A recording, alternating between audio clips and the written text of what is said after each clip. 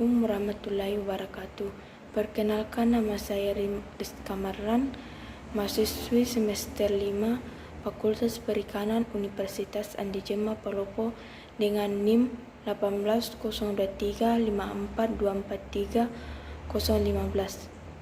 Saya akan membahas mengenai pembenihan ikan mas untuk memenuhi tugas mata kuliah penyuluhan dan komunikasi perikanan. Ikan mas atau ikan karper merupakan ikan air tawar yang memiliki nilai ekonomis tinggi dan sudah tersebar luas di Indonesia. Di Indonesia, ikan mas mulai dipelihara pada tahun 1920-an. Ikan mas yang ada di Indonesia dibawa dari Cina, Eropa, Taiwan, dan Jepang. Selain itu, ikan mas punten dan ikan mas Majalaya merupakan hasil seleksi di Indonesia. Sampai saat ini sudah terdapat 10 ikan mas yang dapat diidentifikasi berdasarkan karakteristik morfologisnya. Ikan konsumsi dapat dibagi menjadi 2 kelompok, yaitu yakni ras ikan karper bersisik penuh dan ikan karper bersisik sedikit. Ikan karper yang bersisik penuh termasuk ikan punten, ikan majalaya, ikan sinyonya, dan ikan mas merah. Sedangkan ikan karper yang termasuk bersisik sedikit yaitu ikan karper kaca. Secara morfologis, ikan karper mempunyai bentuk tubuh agak memanjang dan memipit tegak. Mulut terletak di ujung tengah dan dapat disembulkan.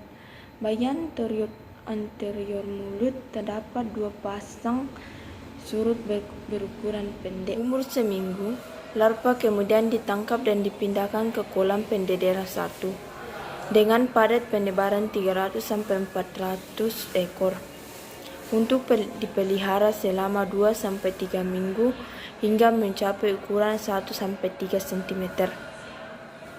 Ini sudah bisa langsung dijual atau dipelihara lebih lanjut di kolam pendederan selanjutnya. Pendederan 2, 3, dan 4 yang dilakukan masing-masing selama 1 bulan. Sebelum benih ditebarkan, kolam perlu diolah dan dikapuri dengan kapur donor sebanyak 1-2,5 kg dan dipupuk dengan pupuk organik dan anorganik. Berikutnya, kolam diisi air setinggi 3-50 cm dan dibiarkan selama 3-5 hari. Setelah air kolam berwarna hijau kecoklatan, benih bisa ditebarkan pada pagi hari. Pedoman pada tebar benih ikan karper di kolam pendederan kedua, ketiga, keempat.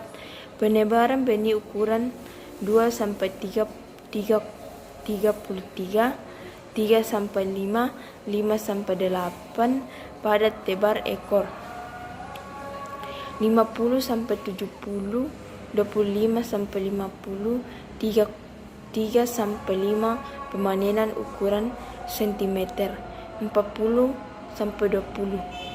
Teknik pembenihan dapat dilakukan dengan 2 cara, yaitu teknik secara tradisional dan secara insentif.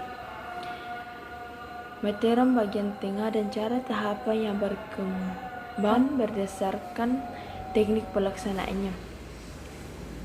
Untuk melakukan pembenihan ikan karper di cara hapa. Pada cara kolam ada beberapa tahap yang harus dilaksanakan. Hapa ini begitu pemijaan, pendederan, dan penyimpanan dilakukan di kolam seduh. Pemijaan atau pelepasan telur-telur dan cara langsung atau di sperma yang menghasilkan pembuahan telur-telur dalam hapa. Kantong tersebut pada ikan karper dapat terjadi sepanjang kain yang ditempatkan tahun dan tidak tergantung pada musim. Di dalam kolam, setelah terjadi pemijahan, telur Telur yang melekat pada kakaban diteteskan di dalam hapa agar seleksi induk larvanya lebih terkontrol. Ciri-ciri induk karper sebelum dilakukan pemijahan agar seleksi induk larvanya lebih terkontrol. Kolam dikeringkan yang baik untuk terlebih dahulu. Setelah kolam dikeringkan, air dimasukkan ke dalam kolam setinggi 50. Umur masih muda, kurang lebih 75 cm, lalu kakaban dipasang secara berderet di antara 1,5 sampai 3,5 lem pemijahan. Untuk setiap 1 kg induk yang dipijahkan, tahu diperlukan 4 buah kakaban tubuh atau sirip pada sore hari. Kemudian induk betina dan jantan tidak cacat.